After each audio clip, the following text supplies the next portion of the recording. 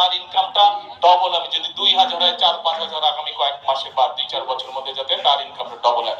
এটাই হচ্ছে আমাদের রাজনীতির লক্ষ্য, এটাই হচ্ছে শহীদ জিয়ার রাজনীতি, এটাই হচ্ছে খালেদা জিয়ার রাজনীতি, এবং এটাই হচ্ছে আপনাদের নির্বাচিত বিএনপি সরকারের রাজনীতি।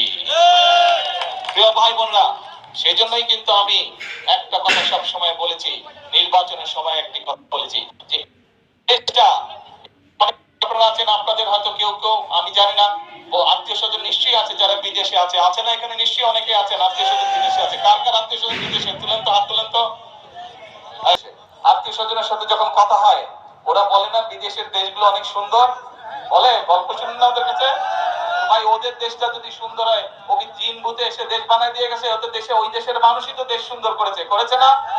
ওদের তো জিন এসে দেশ সুন্দর করেনি, ওই দেশের মানুষই তো ওদের দেশকে গড়ে তুলেছে, তাই তো?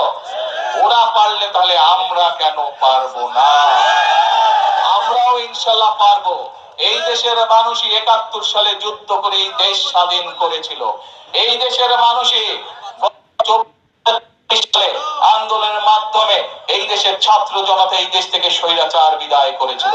কাজেই এই দেশের মানুষই শহীদ জিয়ার সময় এই খাল খননের মাধ্যমে, পানি সরবরাহ করার মাধ্যমে এই দেশ থেকে খাদ্য উৎপাদন দ্বিগুণ করে দেশ থেকে বিদেশে খাদ্য রপ্তানি করেছিল।